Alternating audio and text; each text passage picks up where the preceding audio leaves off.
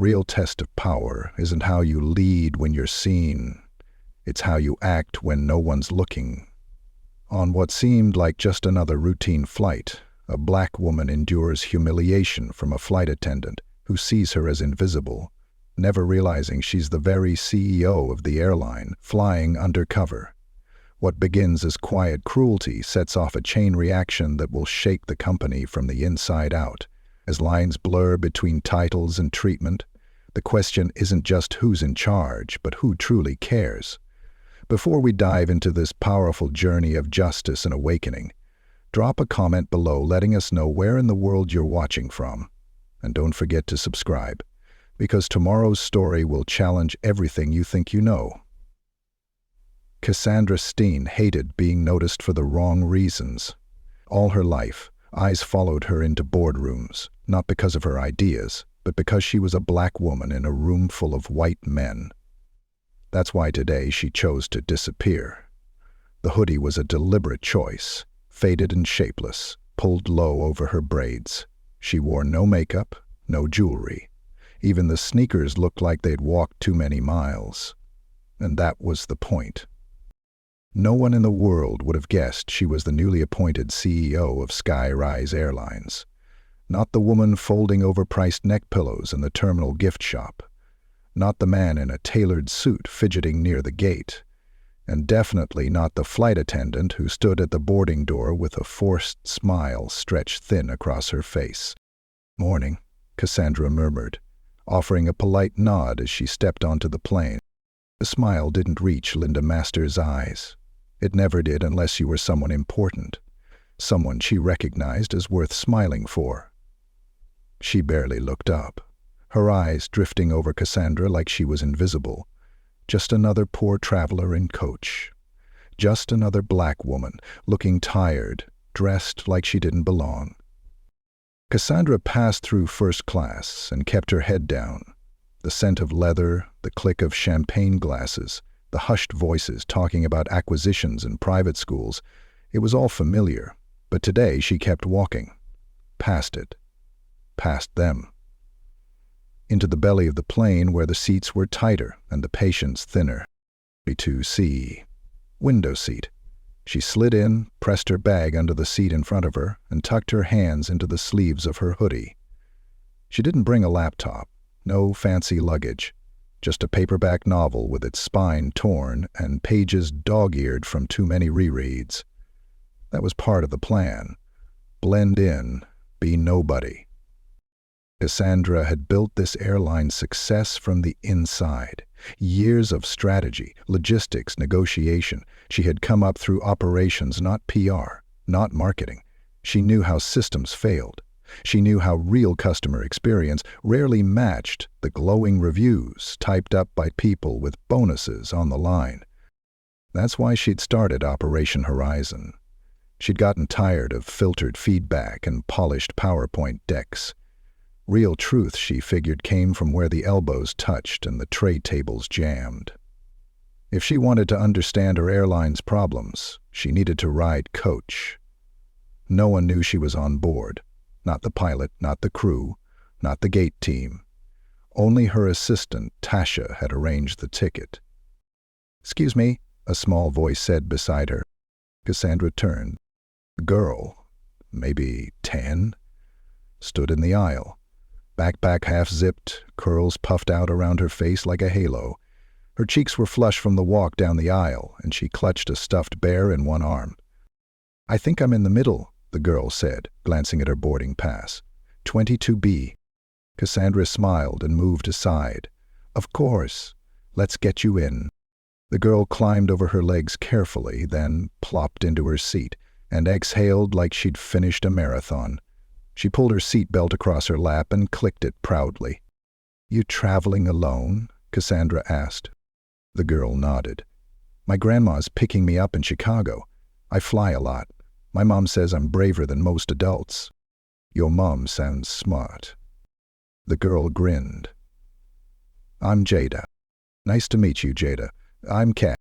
Across the aisle, another passenger, a man in a navy polo, leaned away from them slightly, casting a sideways glance at the girl. Cassandra noticed. People always noticed when a black child flew alone. Sometimes they smiled, sometimes they frowned, sometimes they just stared too long. Cassandra didn't like any of it. The last few passengers boarded, the plane filled with the usual mix of chatter and zipping carry-ons. Then came the voice Cassandra was waiting for. The same flat tone from the boarding door. "Ladies and gentlemen, welcome aboard Skyrise Flight 374 to Chicago. I'm Linda, your lead flight attendant today." Cassandra glanced up. Linda walked briskly down the aisle, scanning overhead bins and pretending not to see anyone who might need help. Her posture screamed control. Her eyes were sharp, judgmental, but blank, like she was always looking for something to complain about, never someone to help. As she passed Cassandra's row, she gave Jada a quick glance, then frowned. "Are you unaccompanied, sweetie?" Linda asked, her voice higher-pitched, like she was speaking to a toddler.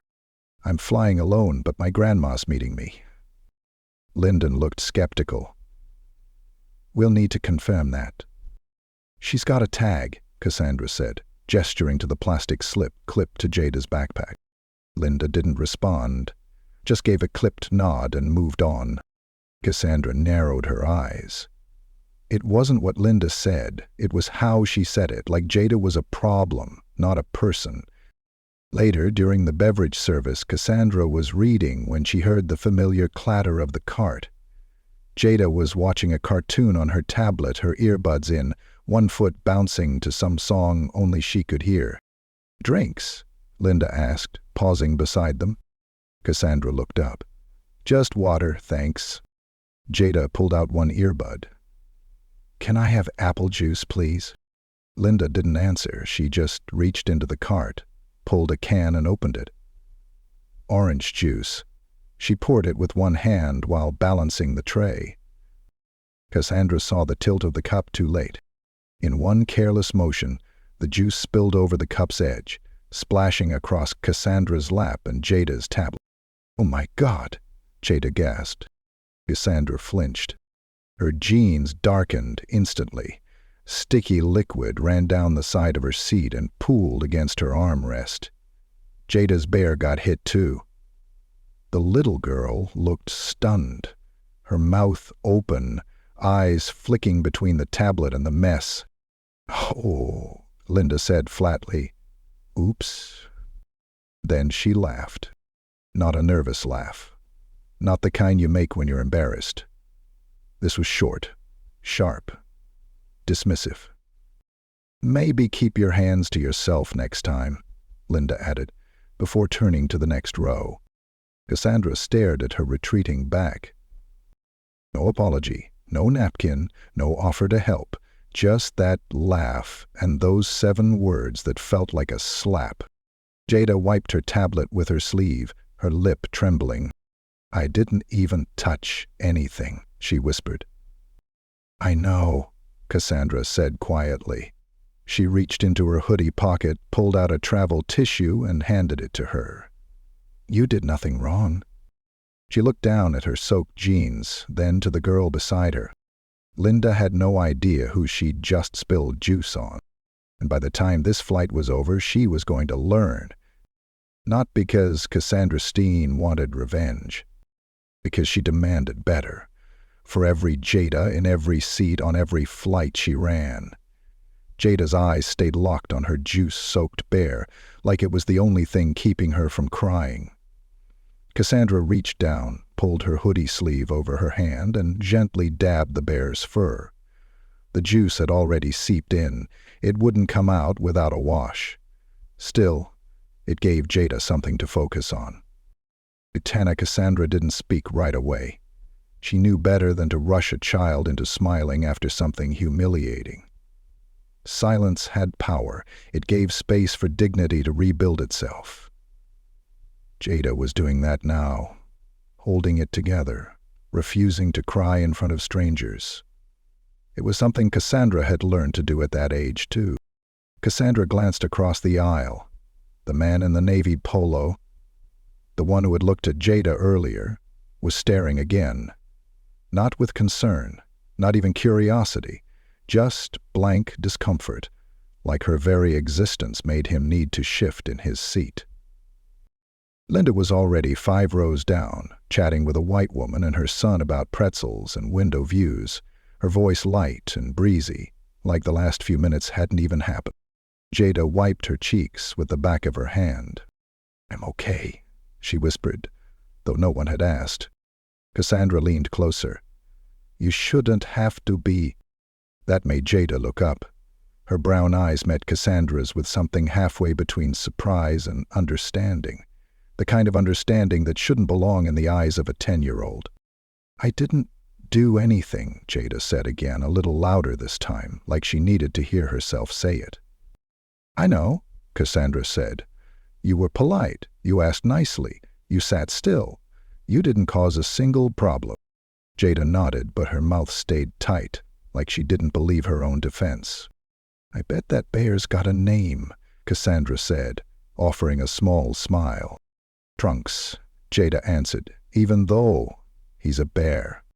"I like that. Trunks is a rebel." Jada gave a tiny grin, the corner of her mouth lifting just a little. It wasn't much, but it was a start. The drink cart rolled back toward the front of the plane. Linda didn't glance back once. The other flight attendant, a quiet blonde named Rachel, passed by and offered a polite nod, but didn't stop.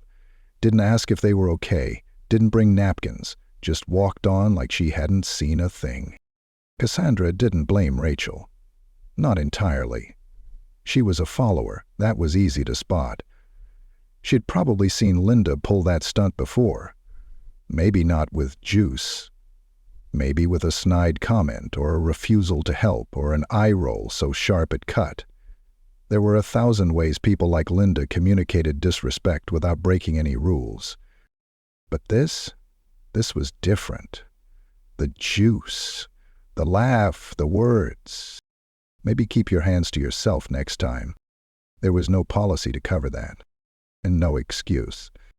Cassandra adjusted in her seat, trying to ignore the damp denim clinging to her leg. Her notebook was in her bag under the seat, but she didn't reach for it yet. She didn't want to write in front of Jada, didn't want to break the moment by pulling out a CO's habits. Instead, she watched the rows ahead, observed how Linda smiled at some passengers and ignored others. The differences were subtle but consistent. An older white man with a veteran's cap got an arm touch and a thank you.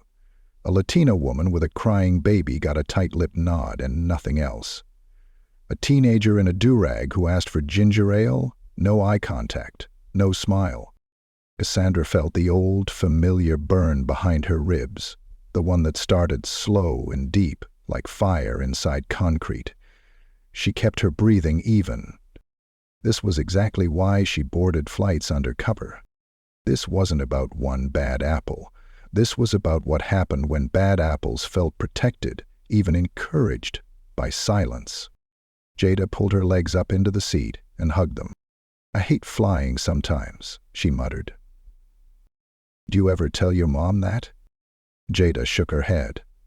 "She already worries too much. If I told her I didn't want to fly, she'd stop letting me visit Grandma." Cassandra nodded slowly. She understood that kind of calculus. Swallowing discomfort to protect the people you love. She'd done it her entire career.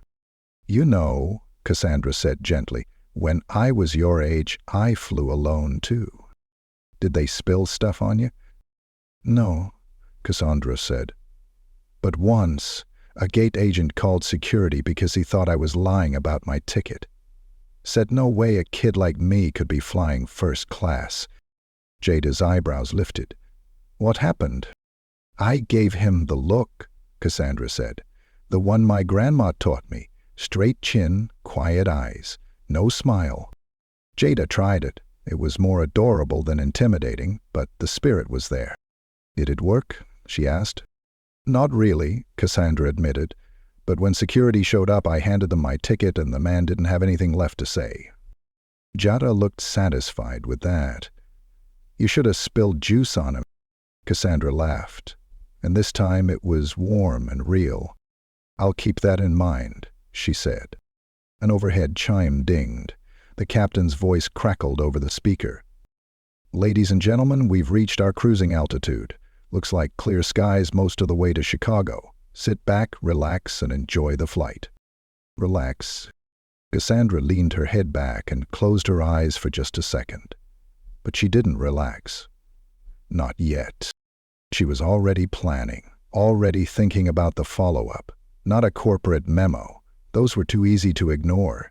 She was thinking about training procedures, accountability audits, and performance reviews that didn't rely on customer surveys alone. Most people were too afraid or too tired to complain. Cassandra had sat next to those people, had been one of them. Instead, this wasn't about punishment. It was about culture, the kind that seeped in quietly, like cold air through a cracked window, until the whole room felt different, and no one remembered when it changed. Jada yawned beside her, rubbing her eyes with the back of her hand. "You can nap if you want," Cassandra said. "I'll make sure no more juice comes your way." Jada giggled and leaned her head against the window. Within minutes, her breathing slowed, and her body relaxed. Cassandra watched her for a moment, the way kids only slept when they truly felt safe. She wasn't going to let that be taken from her. Not today. Not ever. She finally reached down and slid her notebook from under the seat. She flipped to a clean page and wrote the date at the top. Her pen moved without hesitation. Gate crew disengaged. Flight attendant, Linda Masters. Rows 2C and 22B. Incident, orange juice spill. Deliberate. Response, laughter, no apology, passive aggression. Passenger, minor.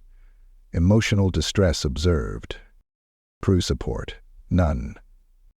Next steps, document, observe, act. Cassandra capped the pen and closed the notebook gently. Linda had laughed. Let her laugh now. By the time this flight touched down, the story would already be unfolding, just not the one Linda thought she was in. Linda Masters didn't think twice about the mess she'd made. She didn't look back, didn't check if the girl's tablet still worked or if the woman in the hoodie needed anything. She just pushed the cart forward, trading her smirk for a practiced smile as she handed out drinks to passengers she deemed worth her time. In her mind, she'd done nothing wrong. That's how people like her survived in uniforms, with just enough kindness for appearances and just enough cruelty to hide behind excuses. Cassandra watched her closely now, each movement calculated and false. She could feel the cold juice soaking into her jeans, the stickiness spreading over her thigh like a stain that refused to be ignored. But she kept her hands still, her breath calm. Jada had gone quiet again. Her eyes tracked Linda's every step, the bounce in her spirit now flattened. Cassandra knew that look. It was the look of a child deciding how much of herself to hide the next time she met someone like Linda. It was the start of self-erasure, something too many black girls learned far too early, and Cassandra was not going to let that look settle in. 2 rows up, a man twisted in his seat to glance back, middle-aged, dark-skinned, full beard speckled with gray. He wore a weathered bomber jacket and had the calm, assessing eyes of someone who'd lived through enough to recognize patterns. He had seen it. He leaned into the aisle slightly, just enough to catch Cassandra's eye, then gave a small nod. Subtle, quiet, but it meant everything. Not everyone on this plane had missed it. A flight attendant came back with the trash bag, not Linda, but Rachel, the quiet one. "Any trash, ma'am?" she asked, her eyes darting to the juice-soaked napkins in Cassandra's hands. Cassandra looked at her evenly. "Can I get something to clean this up?" Rachel blinked. I'll check." He disappeared, without waiting for a response. Jada let out a long, slow sigh. "I don't think she's coming back." "Don't worry," Cassandra said softly. "We'll handle it ourselves." Across the aisle, the man in the bomber jacket finally spoke. "That flight attendant," he said to no one in particular, "spilled that drink on purpose." His voice wasn't loud, but he didn't whisper either. A few heads turned. The man looked directly at Cassandra. "You good?" "I'm fine," she said. "But she's not." She nodded toward Jada, who straightened up like someone trying to look unbothered. The man leaned forward, arms crossed. "Figures. Always the same story, different zip code." Another passenger, a woman 2 rows ahead, craned her neck, her forehead pinched in concern. "Did that really happen?" Cassandra didn't respond. She didn't need to. Linda was coming back down the aisle now, empty-handed, heading for the galley. She passed them again, her eyes sliding past Cassandra without acknowledgement. But this time, Terence Caldwell, the man in the bomber jacket, spoke directly to her. "Excuse me, ma'am," he said, stopping her with his voice alone. "You planning to bring back anything to help that child you just spilled juice on?" Linda stopped mid-stride, turned halfway toward him. "Sir, I'm in the middle of service." He stared her down. "So that's a no." Linda pressed her lips into a thin line. "I already apologized." "No, you didn't," Cassandra said, voice low but clear. "You laughed." Now every nearby row was quiet. Conversations faded into nothing as passengers began listening, their eyes bouncing between Cassandra, Linda, and Terence. "I'm not going to argue with passengers," Linda snapped, her voice rising slightly. "You don't have to argue," Terence replied. "You just have to do your job." Linda turned, stalking off toward the front of the plane. Rachel reappeared a moment later with a small stack of rough paper towels. "I'm sorry," she muttered, avoiding Cassandra's gaze as she handed them over. Cassandra accepted them, nodded once. "It wasn't your spill," she said gently. Rachel's eyes flicked toward the front, then down again. "Still, I'm sorry." She walked off just as quickly, but not before Jada whispered, "At least she brought something." Cassandra crouched in the tight space between the seats and gently wiped at the juice on the seat cushion and her jeans. It wouldn't fix the mess, but it gave her something to do with her hands, something to focus her anger into. Terence leaned across the aisle again. "You handling this?" Cassandra paused. "I am." He gave her another look, studying, measuring, then leaned back in his seat and pulled out his phone. "I'm making notes," he said plainly, "just in case." Cassandra smiled. "So am I." The rest of the flight went on in uneasy silence. Jada watched cartoons again but didn't laugh. She clutched trunks a little tighter now. Every time Linda passed, her little shoulders tensed, her body shrinking slightly into the window. Cassandra's mind didn't stop moving. She remembered every passenger who looked away, every smirk, every silence, every denial waiting to happen. When the captain announced their descent into Chicago, Cassandra didn't bother to buckle her seatbelt right away. She stared at the seat back in front of her, letting the weight of everything settle into her spine. Her hands were folded in her lap, but her jaw was tight. Jada turned toward her. "Are you going to tell someone?" Cassandra looked at her. "Am someone?" Jada blinked. "What do you mean?" Cassandra smiled, just a little. "You'll see." The plane touched down with a bump. People clapped. Not many, but a few. Overhead bins popped open like mouths finally ready to speak. Cassandra and Jada waited as the aisle slowly filled with bodies. Linda stood near the front, her smile back on, thanking passengers one by one as they disembarked. When it was their turn, Cassandra guided Jada into the aisle and took her by the hand. They walked forward. Linda's voice chirped. "Thanks for flying with us." Then her eyes landed on Cassandra. Something in her face twitched. The smile faltered, just for a split second. Cassandra paused, standing directly in front of her. Jada looked up between the two of them, confused. Linda's voice dropped. "Look, if this is about earlier, I didn't." Cassandra tilted her head, tension not standing. "I'm sure you didn't." She stepped past her without another word, but the silence she left in her wake spoke volumes. Linda stood there, mouth slightly open, uncertain for the first time that day. And as Cassandra and Jada exited the jet bridge, a woman in a gray blazer and headset approached them quickly. "You must be Cassandra Steen," she said, her voice calm but firm. "We've prepared a car. Right this way, ma'am." Linda couldn't hear the words from where she stood, but she saw the gesture, saw the car, saw the look on the face of the uniformed employee guiding Cassandra through the side door reserved for executives, and saw Jada, the little girl she laughed at, turn back just once to wave at her. "How many times?" Jada gave her. Linda didn't wave back. She couldn't, because suddenly everything felt very, very wrong, as she was starting to wonder, who the hell had she just spilled juice on? The airport smelled like a mix of tired carpet, hot pretzels, and bad decisions. Cassandra walked steadily beside Jada through the side corridor. VIP access for executives and high-preface flyers. The gray-blazered woman, Carla Monroe, who ran customer relations for Skyrise, didn't speak much.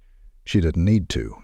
Her tight posture, clenched tablet, and darting glances to Cassandra's damp jeans said everything.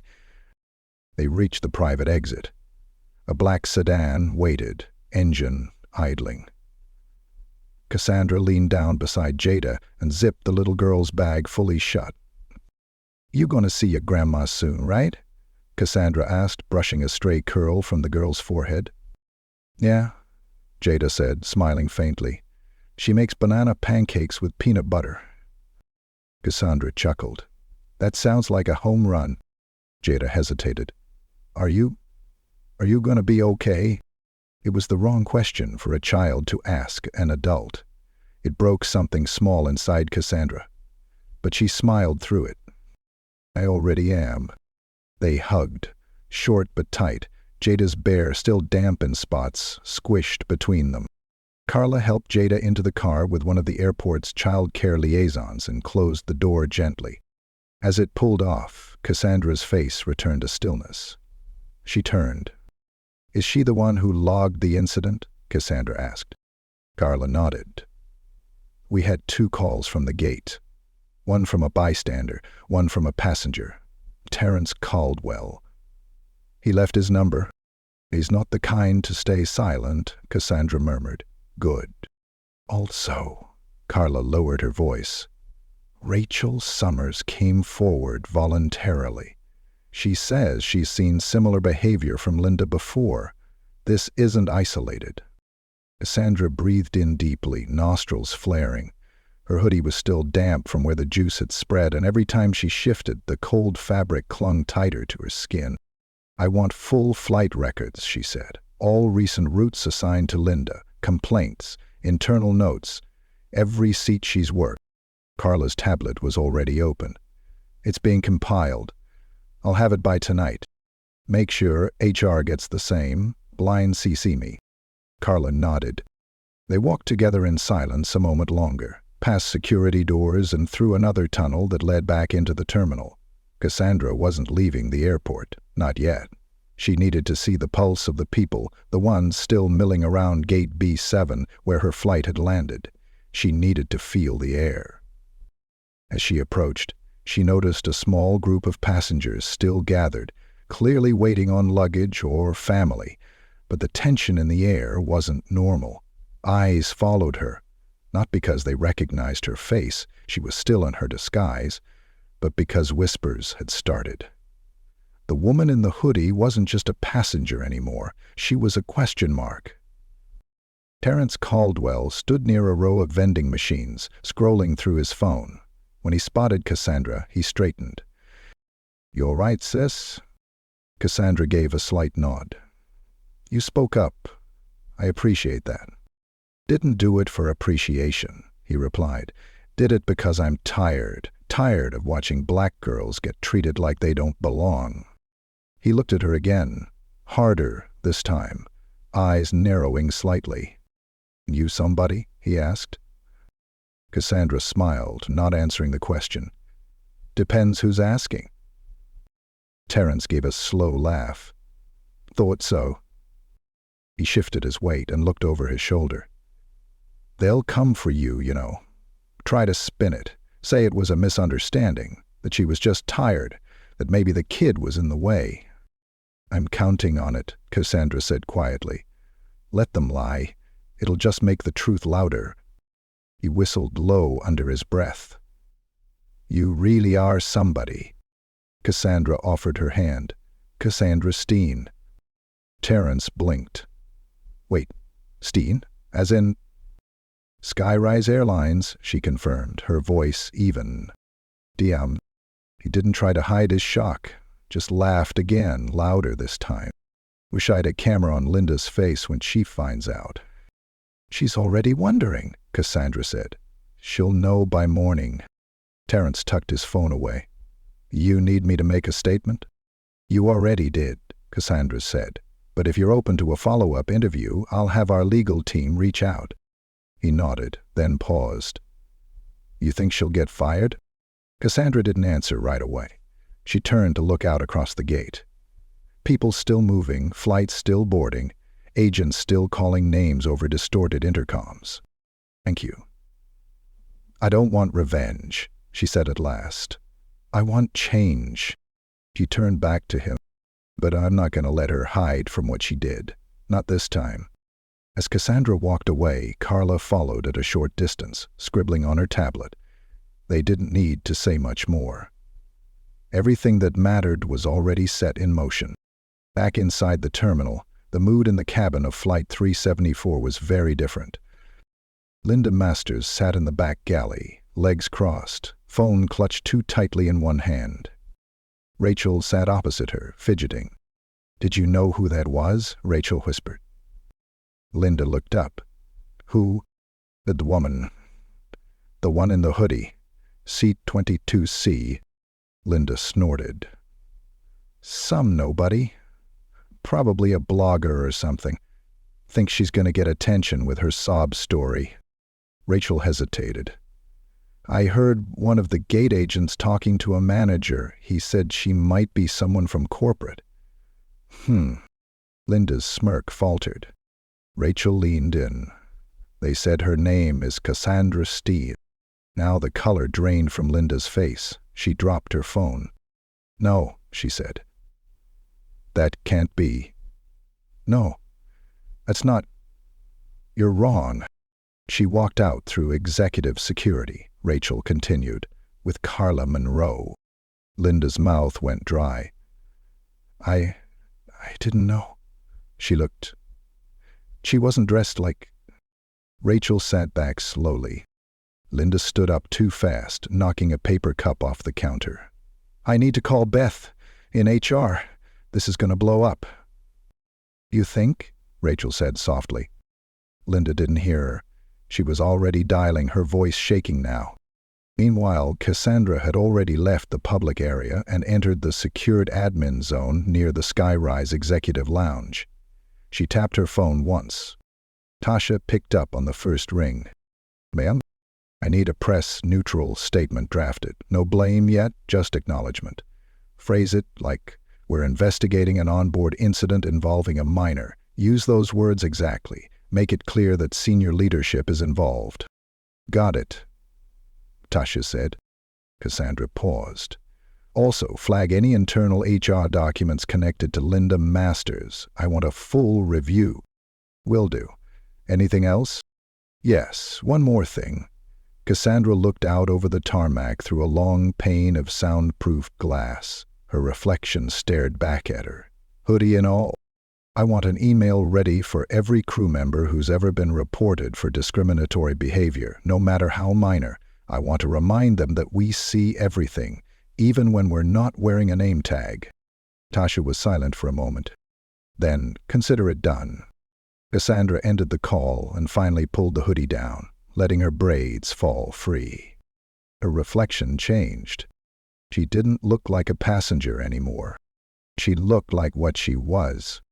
The woman in charge. Linda Masters stood in the employee lounge, arms crossed tightly across her chest, staring at the screen on the wall. CNN was muted, but the banner running along the bottom caught her eye. Airline CEO investigates in-flight discrimination incident involving child passenger. Her jaw clenched. This had to be a mistake. She replayed the scene in her mind again and again. The hoodie, the cheap sneakers, the no-name bag. There had been nothing CEO about that woman. She didn't command attention. She didn't carry herself like someone who ran anything, let alone an entire airline. She looked like a single mom from nowhere with a kid who talked too much and got in the way. Now the internet was on fire. Linda glanced around the lounge, but no one would meet her eyes. They all saw the same reports. Cassandra Steen, the notoriously private new CEO of Skyrise Airlines, had been flying incognito on domestic flights as part of an internal evaluation program, and now she had filed a formal report against Linda. Linda, the floor beneath Linda felt like it was slowly falling away. Across the city, in a conference room made of glass and tension, Cassandra stood at the head of a long polished table. Her hoodie was gone, replaced with a navy blue blazer and a crisp white blouse. Her face was calm. Her hands were folded in front of her, but her eyes carried the storm. The room was full. VPs, HR leads, legal counsel, communications heads. Carla Monroe sat near the end of the table, flipping through a printed timeline of events. The photo from the gate security camera, Cassandra walking onto the plane next to Jada, was clipped to the front. "This," Cassandra said, her voice even, "is not about one spilled drink." She let the words sit. "This is about a culture that allows behavior like that to go unchecked. A culture that tells staff it's okay to laugh at a child's discomfort because no one important is watching. A culture that fails to correct until it's too late." No one responded. They didn't need to. They all knew what she meant. "What's her file say?" Cassandra asked, nodding toward Carla. Carla glanced down. 2 informal complaints from passengers, both marked as inconclusive. 1 peer report filed, but withdrawn before HR review. All within the last 18 months. "Any commendations?" "Home," Carla replied. 5 years ago." Cassandra gave a single nod. "Typical. 1 compliment sticks forever. 3 warnings vanish." The legal director cleared his throat. "Technically, nothing in her file is grounds for termination." "I'm not looking to make a statement for Twitter," Cassandra replied. "I'm trying to fix a systemic problem. If you think firing her ends the issue, you're not paying attention." A younger woman from HR raised her hand. "Then what is the move?" Cassandra looked around the room slowly. "I want training overhauled. Not a PowerPoint, not a 30-minute video. I want live simulation, recorded evaluations, anonymous scoring. And I want flight attendants recertified annually. This culture didn't grow in a day, and it won't die in one." She stepped back from the table slightly. "But this was a warning shot. From here on, we are visible, every seat, every row, every face. No more excuses." Silence followed. Then Carla's voice. "Do we go public with that message?" Cassandra nodded. "Yes, but not from PR. From me." Hours later, Cassandra sat alone in her office, the glow from her laptop lighting her face as the statement went live. "Yesterday I witnessed something no child should experience. Careless humiliation, wrapped in a smile, delivered by someone wearing our uniform. I watched a passenger, a little girl, silenced by shame, and I realized our culture had failed her. As CEO, I take responsibility, and I promise change. Not because we were caught, but because we must be better." She closed the screen and leaned back in her chair. She could still see Jada's eyes when the juice had hit her. The way she tried not to cry. The way she curled in on herself. That image hadn't left Cassandra's mind since they stepped off the plane. She had carried it with her through every meeting, every strategy session, every press call. Not because it made her angry, but because it reminded her of herself. Years ago, she had sat in seat 13A, 9 years old, watching a flight attendant roll her eyes when she asked for a second napkin after spilling apple juice on her shorts. The look had stuck with her longer than the juice ever did. She hadn't forgotten that moment. Neither would Jada. And if Cassandra had anything to do with it, the memory wouldn't end in shame. It would end in power. The next morning, Linda was summoned to a private meeting at HQ. She didn't bother wearing makeup. Her hair was twisted up into a tight bun. Her uniform looked ironed, but there was a crease at the collar she hadn't noticed. Inside the room, Carla sat across from her. An HR liaison observed silently from the corner. Linda tried to speak first. "Before this goes any further, I need to say I didn't mean anything by it. The drink just slipped." Carla nodded slowly. "You've had beverage service training, correct?" "Yes, but were you carrying more than one drink at a time?" "No, Did you offer a napkin? A towel? Any assistance?" "I meant to." "Did you laugh?" Linda froze. "I didn't mean it like that." Carla leaned forward. That's the problem. You didn't mean anything. You didn't mean to help. You didn't mean to apologize. You didn't mean to see them." Linda swallowed. "I've worked for this airline for 12 years.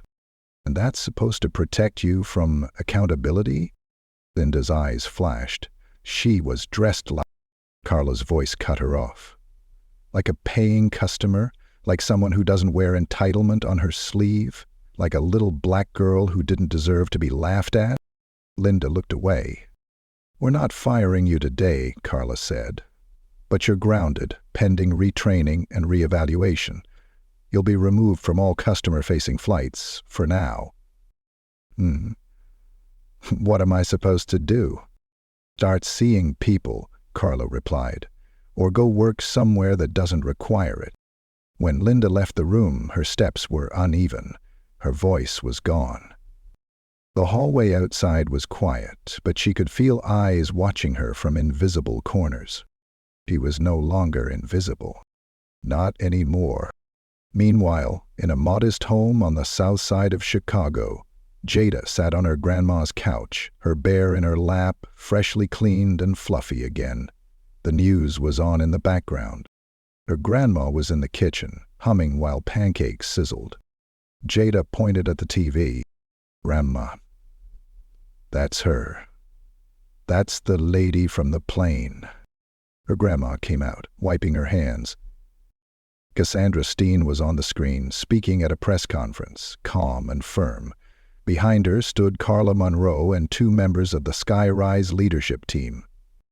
"We don't just serve customers," Cassandra was saying. "We carry their dignity." Jada's grandma stared at the screen. "You sure that's her?" Jada nodded. "She was my seatmate. She helped me clean trunks." Her grandma smiled. "She's the boss." Yana sat up straighter. "She's the CEO." And for the first time since the flight, Jada didn't feel small. She felt like she belonged. Skyrise Airlines headquarters buzzed like a disturbed hive, not from chaos, but from curiosity. Employees gathered near break-room monitors and hallway screens, watching a playback of Cassandra Steen's press conference. The video looped silently, but the impact echoed louder than any announcement from corporate ever had. No one dared say her name out loud in the hallways. Not after that statement. Not after the company waste email had landed in every inbox, signed personally, Cassandra Steen, Chief Executive Officer. The subject line had been simple. "The passenger next to you might be me." Cassandra knew the whisper campaign had already begun. Some applauded, some pretended. A few scrambled to distance themselves from Linda Masters, as though they hadn't laughed at her jokes just last week in the crew lounge. Even fewer privately questioned whether this was going too far, if maybe the CEO had overreacted. But Cassandra didn't care about whispers. She cared about patterns. That's what she was watching for. Sitting in her office, she read through the notes Tasha had compiled, not just on Linda, but on every reported case in the last 5 years involving passenger mistreatment based on race, language, disability, or appearance. The data was incomplete, because most people never filed reports, but even what was there, it was ugly. Same names, same routes, same inconclusive outcomes, over and over again. A system designed to protect itself, not its customers. Cassandra marked each report with color-coded tabs, blue for resolved, red for dismissed, yellow for those that simply vanished into lack of evidence. There were too many yellows. She set the stack aside and reached for the intercom button. "Tasha, get Carla and Captain Ryan Keats in here." Less than 10 minutes later, they arrived. Ryan was still in uniform, his cap tucked under one arm, sweat lining the collar of his pilot jacket. He looked like he'd come straight from the tarmac. Carla had a stylus between her fingers and stress behind her eyes. Cassandra didn't waste time.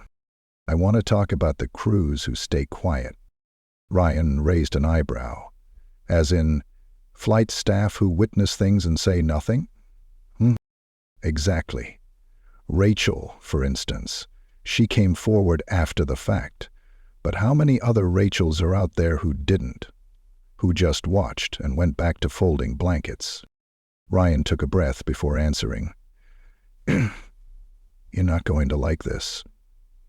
"I already don't." He nodded. "Some don't speak up because they're afraid. Others don't because they don't see a problem." "That's the one I care about," Cassandra said. "The ones who don't see a problem." Carla leaned forward. "We've been working on a post-incident training model. Not just a policy refresh, but situational ethics simulations. Pairing new hires with actors playing difficult passengers. We run it like stress drills. Video review afterward." "Good," Cassandra said. "And we're also building in passenger empathy profiling, a curriculum that challenges assumptions about who deserves better treatment." Cassandra nodded, but her jaw stayed tight. "Not enough." Ryan crossed his arms. "What would be?" "Accountability needs teeth," Cassandra said. "So let's make it part of promotion reviews. You don't pass your annual empathy drills, you don't get international flights, you don't get leadership roles. You don't move up. That's going to ruffle the union. I'm not here to smooth pillows." The room went quiet again. Then Cassandra said, "There's more." She reached into her drawer and pulled out a folder marked Operation Horizon. Internal memo, confidential. Carla's eyebrows lifted. "Already?" "I took another undercover flight this morning," Cassandra said. "Booked it late, different route, no one knew." Ryan blinked. "So soon?" "I had to see if this was a one-time ripple or if the water's still poisoned." Cassandra opened the folder and pulled out 2 pages. "Flight 280, Jackson to Raleigh. Assigned crew, Marcus Elder, Tony Burke, and Jeff Caldwell. All veteran staff. No recorded incidents, no suspensions." She tapped the page. "And yet..." "I sat in the back near a mother and her autistic son. He needed extra space. He got judgmental stares and a rushed explanation of safety rules that clearly overwhelmed him. The mom asked for help 3 times. No one came." Carla whispered. "You're kidding." "I'm not," Cassandra said. The kid started rocking, not because he was misbehaving, because he was trying to self-soothe. She looked up. Antonia threatened to move them off the flight if he didn't calm down. Ryan's mouth tightened. "That's a violation of our neurodivergent traveler policy." "Which means," Cassandra said, "not only was it morally wrong, it was procedurally illegal." She tossed the file onto the table. "That's 2 flights, 2 examples, Two reminders that what we say we stand for means nothing if we don't live it at every altitude. Carla said nothing, but her hands twitched over her tablet. Cassandra softened her voice.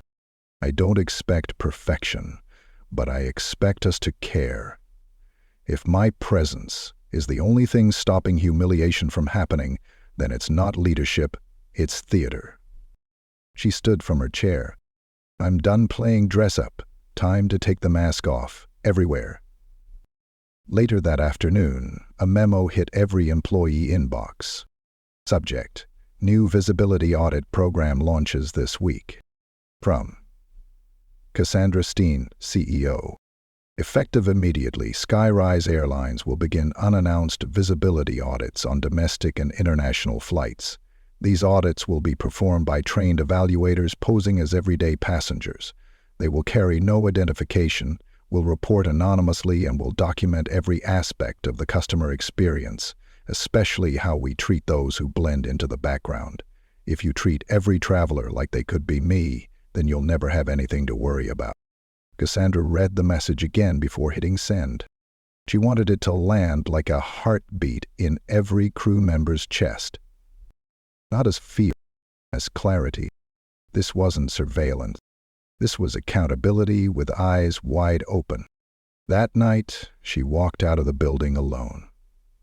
The sky was pink over the city, the last traces of sunset brushing the skyline like warm breath on glass.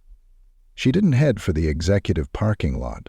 Instead, she wandered toward the shuttle stop, one of the same ones economy passengers used. She sat on the metal bench, back straight, palms flat on her lap. Across the street, a billboard lit up with a Skyrise ad. Your seat, your story. We're listening.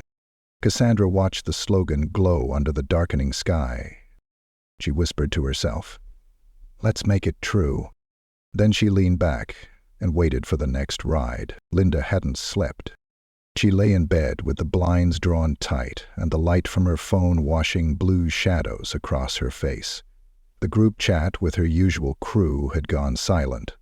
No LOLs, no shared memes, no one asking about layovers or who's bringing donuts to the pre-flight briefing, just a quiet void, thick with avoidance. The statement from the CEO played again on a YouTube clip she couldn't stop replaying. The line that haunted her most wasn't even the harshest part. We carry their dignity. Linda scoffed bitterly, but it was weak, flat. Her voice didn't carry anymore. At first, she told herself it would blow over, a headline for a day, a misunderstanding twisted by PR and a little girl's overreaction. But then came the email from HR. A mandatory re-evaluation tagged with words like suspension, investigation, and internal review committee. No flights, no pay. No access to the crew's scheduling portal. They'd grounded her like a rookie who forgot protocol on her first flight. When she finally did get out of bed, it wasn't to apologize or reflect. It was to scroll the comments. They were everywhere. Posts from passengers who always had a weird vibe about her, former flight crew who shared little stories in vague detail. A woman who posted a video of a confrontation from last year, Linda telling a Spanish-speaking mother that she should have learned the announcements before boarding a plane in America. That one got 200,000 views overnight. Linda slammed the phone down on the kitchen counter and clenched her jaw. They're making me into a monster, she muttered to no one. Like I'm the only one who's ever been short with a passenger. But a part of her, deep down, behind all the layers of bitterness and years of unacknowledged guilt, knew the truth. She wasn't being turned into a monster. She'd built this version of herself, one incident at a time, and someone had finally looked hard enough to see it. Back at Skyrise headquarters, Cassandra read through the early feedback from the visibility audit pilots.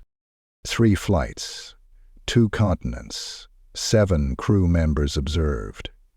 Each audit came with detailed accounts, not just of service, but of tone.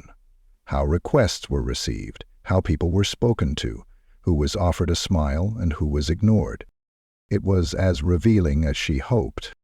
Flight 103 from D.C. to Lisbon had a crew member who offered water to a crying toddler's mother before even being asked. The evaluator flagged it with 3 words: empathy in action. Flight 204 from Dallas to LAX showed a completely different pattern: multiple delays, crew frustration. One evaluator reported overhearing a steward joke with another crew member about a row full of problem people when referring to a family traveling in traditional African dress. Cassandra marked the report with a red tab. These weren't isolated moments, they were signals. She knew this kind of behavior wouldn't end with memos and speeches. Culture only shifted when it was challenged face to face, in the middle of the moment. That's why she didn't stop flying. Why she kept stepping onto planes unannounced, without her name stitched into a badge or her title listed on a manifest. She wanted them to feel uncertain, not to be afraid, but to be aware, to treat everyone like they might be seen.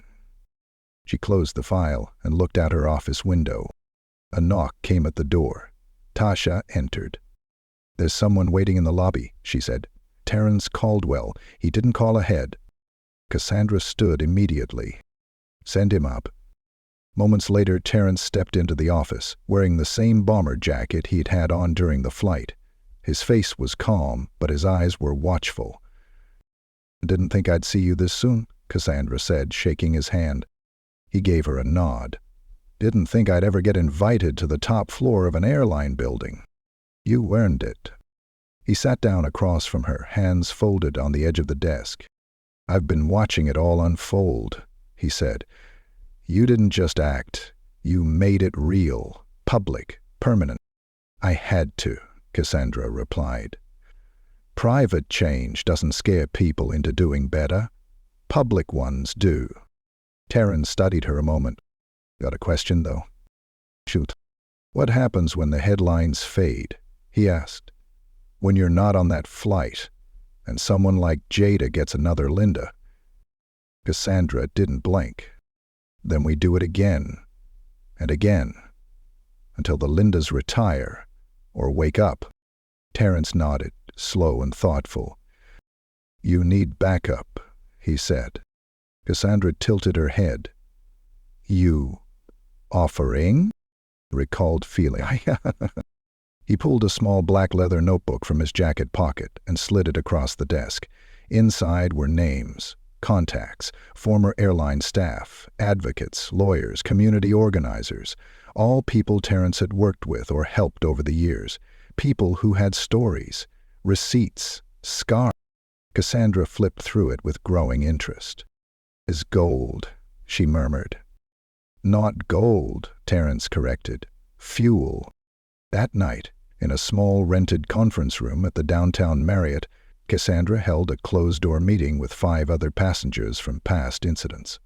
Most had never met each other. Some had never filed complaints. But all had been silent witnesses or silent victims. Today, they weren't silent. They shared stories. One woman had been pulled aside for random screening 3 flights in a row. A man recounted a steward mistaking him for another black passenger seated 2 rows back and demanding his ID. Another mother described being scolded for trying to breastfeed mid-flight while seated between 2 male passengers who looked uncomfortable. Cassandra didn't speak much. She listened and took notes. She thanked each of them personally afterward, promised follow-ups, promised they'd be seen, not just heard. Back at her apartment that night, Cassandra sat in her favorite chair with a cup of tea and her notebook. She scribbled thoughts that weren't corporate, weren't strategic, just truths.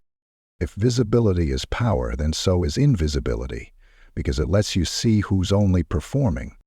The uniforms we wear aren't the problem. It's the ones we hide behind.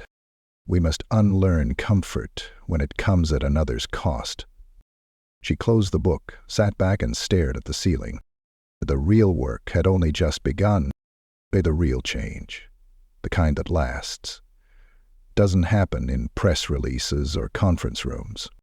It happens one flight at a time, and the next one was already boarding. The next morning, Cassandra walked into Gate C-15 at O'Hare like any other traveler. No entourage, no badge. Just her backpack, her braids tied in a low bun, and a boarding pass for seat 19A. The flight was headed to Denver, a mid-morning hop packed with commuters and casual flyers alike. No media knew, no one from Skyrise Corporate had tipped off the crew. This was her favorite way to fly. Anonymously. The gate area buzzed with the soft chaos of early travel, luggage wheels bumping into chairs, kids fussing over tablet screens, and businessmen hunched over phone calls like Wall Street depended on them. Cassandra found a seat near the window, crossed her legs, and opened a small spiral notebook. No logo, no leather cover, just the kind of notebook someone buys from a gas station. She didn't take notes yet, she just watched. A tall, sharp-faced woman in a blazer and flats paced the boarding zone like she owned it. Her name tag said, T. Harris, lead agent. Every move was clipped and efficient, but her voice held an edge of exhaustion and something else. Impatience. It revealed itself when an elderly man asked for help reading his boarding group number. "I said Group 3, sir," she repeated. "Right there, big and bold." The man blinked, confused. Harris sighed and called over a younger agent to handle it. Cassandra's eyes narrowed. Then came the moment she was waiting for. A black mother approached the desk with two young kids in tow. One looked about 7, the other maybe 4. Both had small Spider-Man backpacks and sleep still crusted in the corners of their eyes. The mother smiled gently, her voice soft. "Excuse me, I was wondering if there's any chance we could sit closer together. The seat map split us up." Harris didn't even look up from her monitor. "Did you pay for seat selection?" "No," the woman said, almost apologetically. "I booked through my company's travel voucher system, and—" "Then I can't do anything," Harris cut her off. "It's first come, first serve for free seats. You'll need to ask someone to switch on board." The mother blinked. "I understand, but they're just little. I'm worried they'll be nervous alone." Pete Harris gave a dry shrug. "That's not something I can fix." Cassandra closed her notebook. The words were technically accurate, but the tone? It carved into the air like glass. No kindness, no effort, no pause to even check the screen for empty rows, just a wall of corporate policy, used like a shield. Cassandra stood up. She approached the desk quietly, like any concerned traveler might. "Excuse me," she said, standing just behind the mother. "I have a seat in 19A. If you can find a way to move her up front, I'll take her seat instead, just to help." The mother turned, surprised. "You don't have to." "I want to," Cassandra said. "T." Harris glanced up then. Her eyes landed on Cassandra's face, paused, then dropped to her plain hoodie and well-worn backpack. She didn't recognize her. Perfect. "We don't do seat swaps until boarding," Harris snapped. "If you want to change, you'll have to wait." "I understand," Cassandra said, "but you haven't even looked at the seating chart." Harris blinked. "I'm just saying," Cassandra continued calmly, "if there's something that can be done to keep a family together, maybe it's worth taking 30 seconds to check." Now the gate area was quiet, subtle but noticeable. 2 passengers behind them were watching. The elderly man from earlier shifted in his seat and frowned. Harris realized she was on display. She tapped at the keyboard, annoyed. "Closest row I have with 3 open seats is row 9, emergency exit, can't put kids there." She clicked a few more times, then paused. "Wait. Row 15 has a middle seat and a window. Put the 2 kids there. You," she said to the mother, "can take the aisle." The mother smiled with visible relief. "Thank you so much." "You're welcome," Harris said flatly, like it was an inconvenience. Cassandra gave the woman a supportive glance as she walked back to her kids. As she turned to leave the counter, Harris's voice followed. "You can go back to your seat. We're not boarding yet." Cassandra didn't respond. She simply walked away. But her expression? Cold steel. On board the plane, the pattern repeated. The lead flight attendant, Wendy Brooks, was another long-timer. Her uniform was spotless. Her hair was perfectly coiled into a bun. But her demeanor? Mechanical. She served like someone completing tasks, not hosting human beings. Midway through the flight, Cassandra noted how Wendy walked past a young Hispanic man who struggled to ask for ginger ale. His English was halting. She didn't even stop. Then, 5 rows later, she practically knelt beside a pair of teenage girls asking about Wi-Fi codes. Cassandra scribbled furiously in her notebook. Selective attentiveness, kindness rationed by profile. Near the back of the cabin, a turbulence warning pinged. A nervous passenger gasped and gripped his armrest. He was alone, maybe mid-50s, face pale. Cassandra saw it instantly. He was afraid of flying. No crew member checked on him. So Cassandra did. "First time flying?" she asked gently. He shook his head. "No, just still hate it." "You're not alone." He gave a weak laugh. "You work for the airline or something?" She smiled. "Or something." By the time the flight landed in Denver, Cassandra had a full page of notes, 9 observations, and a name circled 3 times. T. Harris. She disembarked last. Not because she had to, but because she always stayed behind, watching who rushed, who lingered, who offered thanks, who didn't. At the door, Wendy gave her the same flat, "Thanks for flying with us," she'd given to every other coach passenger who didn't look like they were worth remembering. Cassandra didn't smile, but she did leave a folded note on the galley counter. It read, "I saw everything. Please reflect on what you chose not to see." She signed it with her initials, CS. Back in Chicago by sunset, Cassandra met with Carla and Tasha again, this time in a private debrief room where employee footage from gate and cabin cameras could be reviewed. After the video played, Carla set her tablet down. "Barris has 2 pending complaints, 1 from last week, 1 from earlier this month. And Wendy, clean file, but that just means no one wrote anything down." Cassandra stared at the paused video, a still image of the mother standing at the counter looking down, shoulders slumped in resignation. "Start the clock," she said. "Clock?" "We give every flagged employee 1 chance," Cassandra said. "Retraining, evaluation. But if they show no growth..." Carla nodded. "They're out." The room fell quiet. Then Cassandra added, "We're not just flying planes. We're flying people. Some of them are tired. Some of them are scared. All of them deserve better."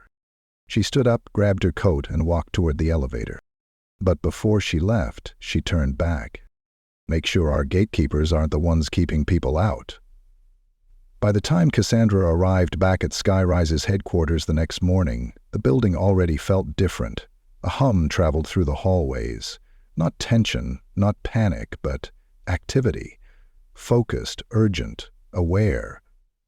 For the first time in years, it felt like people were watching themselves work, watching how they moved, how they spoke, who they acknowledged, and and for some, that was terrifying. Cassandra entered the boardroom, flanked by Carla and Tasha. 2 of the communications directors were already seated, both mid-30s, dressed sharp but visibly exhausted. Their eyes flicked toward Cassandra as she approached the head of the table, unsure whether to greet her like a boss or a judge. She sat without ceremony and opened a manila folder. "Damage control is an illusion," she said, placing her palms on the table. "We're not here to spin. We're here to expose the rot and remove it. Anything less than that, and we lose more than a headline. We lose trust." One of the directors, Jonathan, cleared his throat. "We've prepped a holding statement for media inquiries, but the pressure is mounting. A reporter from the Daily Ledger is already digging. They've connected your undercover travel with Linda Masters' suspension. They'll publish by this afternoon." Cassandra nodded slowly. "Ma'am?" he asked, eyebrows raised. "Let the story come out," she said, voice even.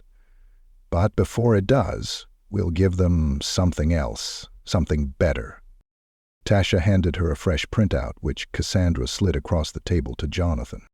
"What's this?" "An open letter," she said. "From me.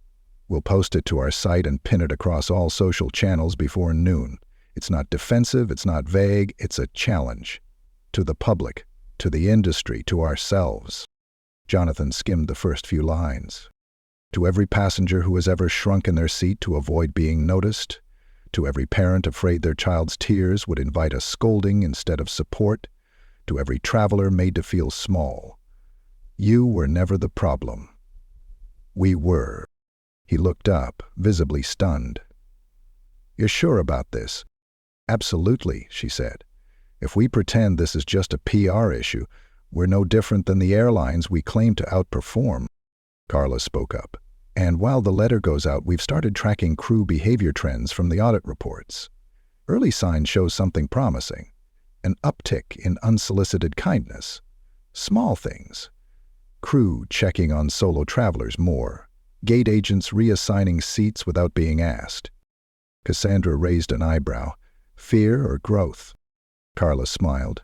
"Maybe both." Just then her phone buzzed. She glanced down. "It's Linda Masters." The room went quiet. "She's requesting a formal hearing. She's denying everything again. Said the optics were manipulated." Cassandra didn't even blink. "Let her come in," she said. "I'll be in the room. But legally, I'm not intervening, I'm observing." 15 minutes later, Linda entered the same conference room she once thought she'd never have to step into. She wore civilian clothes, makeup lightly done, and her posture forced into something that resembled confidence. She scanned the room, saw Cassandra, and flinched. Still, she sat. HR representatives were present. Carla sat near the window with a legal pad. Another representative from compliance pressed record on a small audio device in the center of the table. Linda cleared her throat. "I want to make it clear that I've worked for this airline for over a decade. I've been punctual, professional. I have thousands of hours logged without incident." Cassandra sat still. Linda continued. "I believe this situation is a misunderstanding, taken out of context. And I believe it's being used as an example to distract from broader systemic issues." Cassandra finally spoke. "You're right." Linda blinked. "You are being used as an example," Cassandra continued, "not because of a misunderstanding, but because your behavior represents the kind of subtle violence we've let survive too long. You're not the first. But you will be the last under my watch." Linda's mouth tightened. "So this is personal?" "No," Cassandra said. "It's institutional. You just happen to be loud enough to make it obvious." Carla jumped in. "Linda, you were offered retraining. You refused it."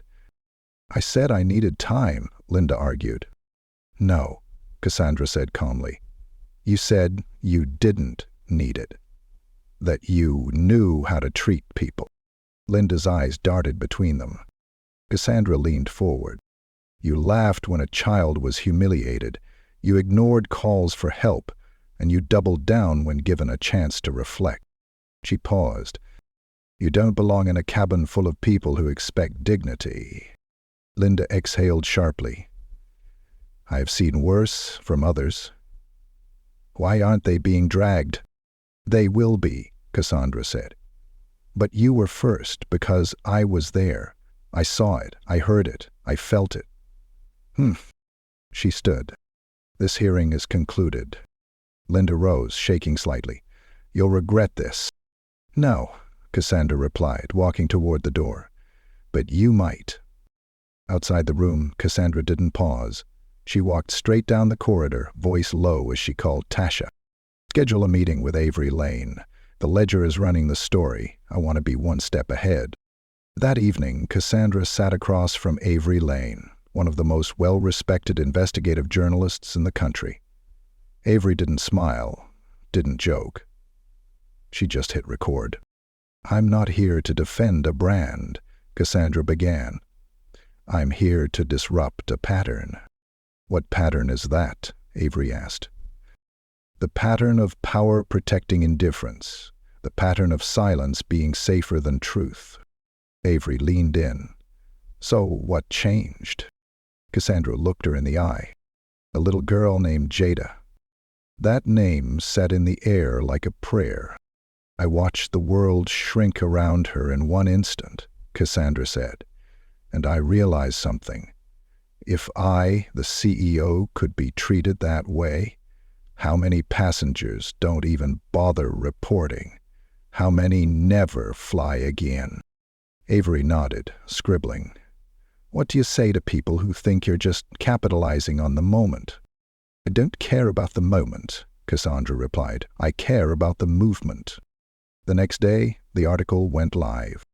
Skyrise CEO takes off the mask and takes down a culture of quiet cruelty. In the well-quorum literary, it exploded. And so did the message. Social media flooded with passengers sharing their stories, not just with Skyrise, but with every major airline. Hashtags like "I was in 22C and see me too" trended for days. But Cassandra didn't chase headlines. She returned to her office, picked up her spiral notebook, and flipped to a fresh page. At the top she wrote, "People remember how you made them feel." Underneath it, in bold strokes, "Make them feel seen." She closed the book and exhaled. This wasn't over. But now the world was finally listening. Cassandra stood at the edge of the auditorium's backstage, just behind the curtain, listening to the murmurs ripple across the full house of Skyrise employees. It was the company's annual all-staff assembly, a tradition built to celebrate milestones, give out awards, and recite vague corporate mantras about innovation. But this year was different. There would be no trophies, no slideshow of smiling flight crews, no streamers or cheap applause. This time, they weren't here to be entertained. They were here to be held accountable. The house lights dimmed. Cassandra walked onto the stage, with no music, no introduction, just the steady tap of her low heels on the wooden floor. She didn't go to the podium. She stood front and center. No script. No teleprompter. Just truth. "There's a difference," she began, "between being liked and being respected, between performing service and living service." The room hushed further. "And I know, after the past 2 weeks, a lot of you are wondering if I've turned this company upside down just to prove a point. You're right." I pause. "I have." No laughter, no discomfort, just attention. Cassandra scanned the crowd. Uniforms in every row, from baggage handlers to gate agents to international crew members. Some sat stiff, defensive. Others leaned forward, curious. Many looked nervous. She continued, "We're in the business of flying people, not just their luggage, not just their ticket. Them. Their lives, their dignity, their invisible struggles."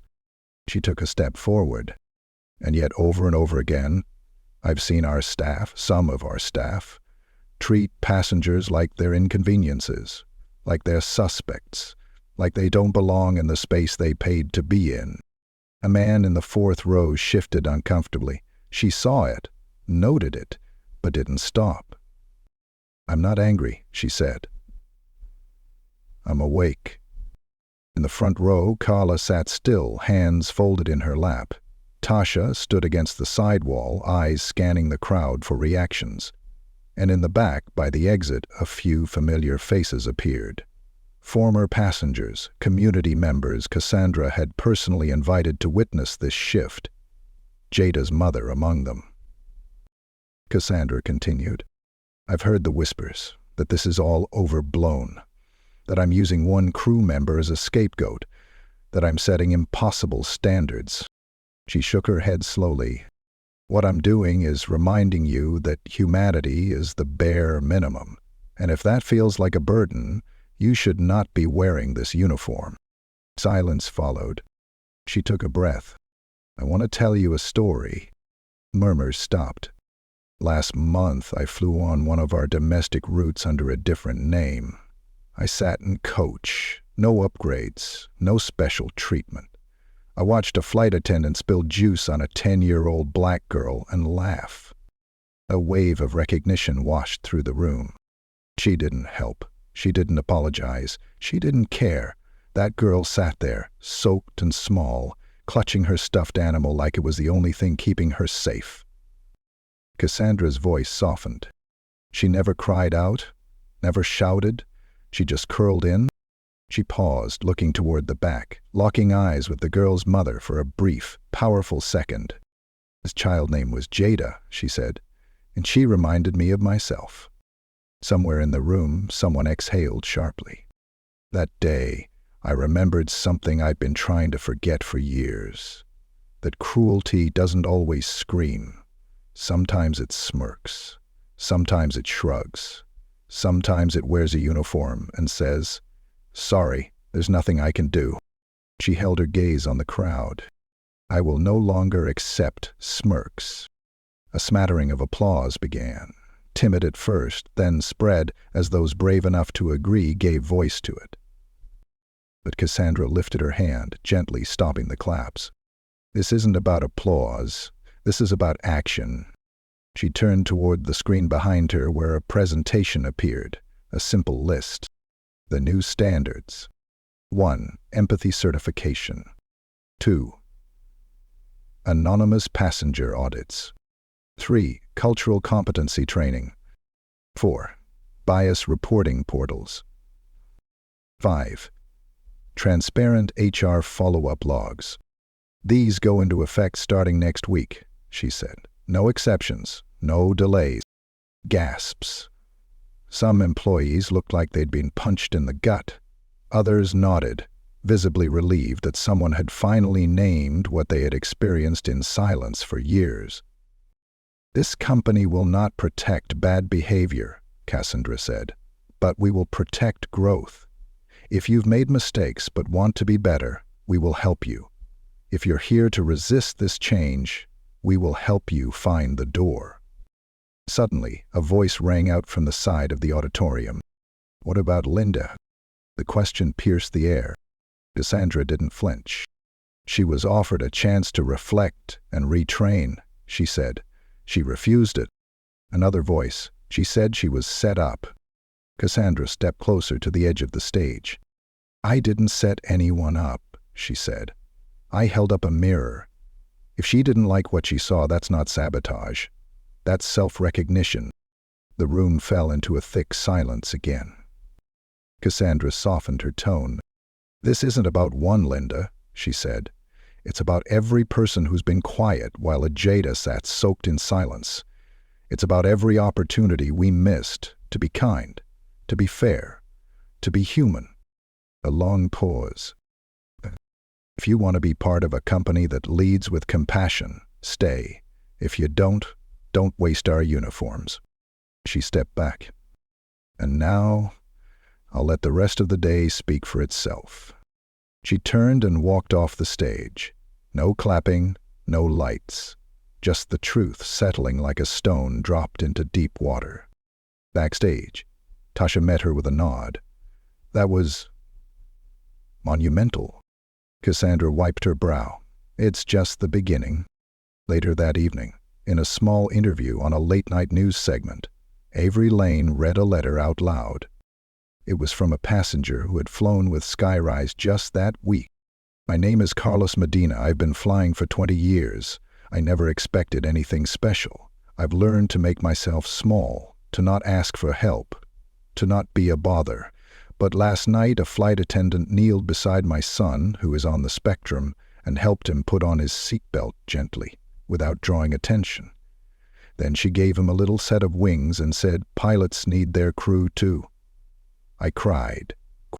The letter ended with a sentence that made Avery pause. "I don't know what changed at Skyrise, but whatever it is, thank you. Don't stop."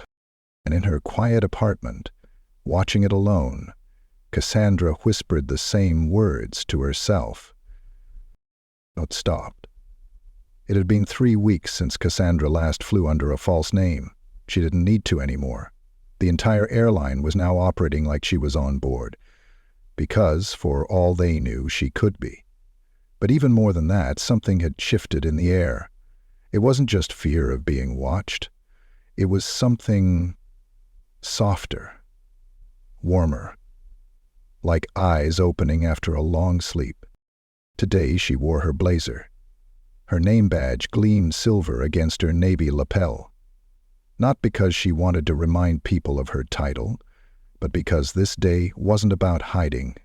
It was about showing up fully, as herself. She stepped through the front doors of the newly renamed Skyrise Training and Values Center, formerly the company's secondary operations facility. They had gutted the old, lifeless conference rooms, rebuilt the place with flight simulators, VR empathy pods, and multilingual communication labs. Everything inside had one purpose: teach people how to see each other again. At the entrance, a small group of kids stood clutching VIP guest lanyards, wide-eyed and bouncing with excitement. They were part of a community mentorship program Cassandra had launched quietly the month before, inviting underrepresented youth to learn about careers in aviation, pilots, engineers, designers, even CEOs. And one of those kids? Jada Brown. She wore a little denim jacket and had her stuffed bear trunks nestled under her arm, his once stained fur now gleaming clean. When she saw Cassandra, her eyes lit up like runway lights. "You came!" Jada beamed, rushing forward. Cassandra knelt and hugged her tightly. "I promised I would." Jada stepped back and held out a drawing. 2 people sitting on a plane, one tall, one small. Both smiling. Above them, in uneven but clear handwriting, were the words, "You saw me." Cassandra felt her throat tighten. "You're an artist now?" Jada shrugged. "Maybe. Or maybe a pilot." "See me not both?" Cassandra smiled. From behind, Jada's mother approached slowly. This time, no nervous smiles, no hunched shoulders, just pride. "I don't know how to thank you," she said. "You already did," Cassandra replied, nodding toward the drawing. Moments later, Carla arrived, clipboard in hand, headset still snug behind one ear. "We're ready in the auditorium." Cassandra gave Jada's shoulder a light squeeze. "Go grab your seat, Captain Brown." Jada grinned, then ran ahead with the other kids, trunks bobbing in her arms. Inside the auditorium, over 200 Skyrise employees filled the rows. Not just corporate staff, but everyone. Baggage crews in reflective vests, maintenance workers in jumpsuits, flight attendants in uniform, some from international bases who had flown in overnight. They'd gathered not for another policy rollout or an emergency address, but to witness a transition, a new era led by action. Cassandra stepped onto the stage, this time not alone. Behind her stood the first class of the company's empathy leadership cohort, a hand-selection group of employees who had shown extraordinary grace, adaptability, and humanity in the week since the reforms. Each had been nominated anonymously by their co-workers or passengers. Each had passed rigorous new standards, not just in protocol, but in presence. She addressed the room with a calm that came from truth, not rehearsals. "People often think power comes from status," she began. "But real power is presence, seeing someone, choosing to care when no one's watching." She turned toward the cohort. "These team members reminded us that we don't need cameras or headlines to do what's right. We just need intention." She called out each name. Each recipient stepped forward to receive their wings, not the traditional silver ones clipped onto uniforms, but golden wings encased in glass, symbols of something earned through compassion, not rank. When she called the name Rachel Summers, the crowd erupted into warm applause. Rachel, the once silent flight attendant from that very first flight, walked onto the stage with tears in her eyes. Cassandra handed her the box. "You could have stayed silent," she said softly. "But you didn't." Rachel whispered back, "You made me brave."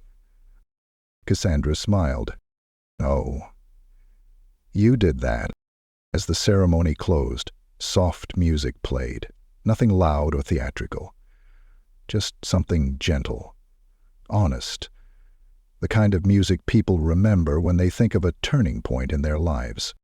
Afterward, Cassandra moved through the crowd, shaking hands, hugging employees, listening to stories about changed behavior and quiet victories. An attendant who now kept spare teddy bears for nervous kids, a gate agent who started offering seating swaps before parents had to beg, a mechanic who helped translate a safety briefing for a deaf traveler with handwritten notes. Little things, big impact. Outside, the sun shone high over the skyrise hangars. A chartered aircraft was parked on the private runway, its tail now painted with the company's new motto, "Everyone deserves to arrive whole." Cassandra stood beside it with Terence Caldwell, who had taken a formal advisory role within the airline's ethics division. He looked around, hands in his pockets.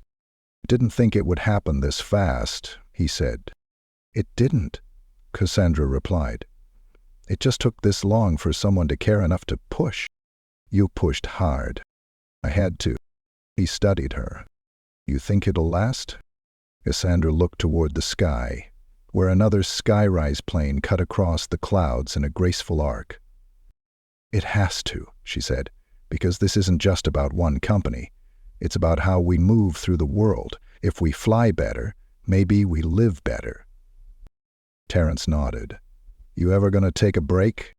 Cassandra smirked. "I might. One day." He grinned.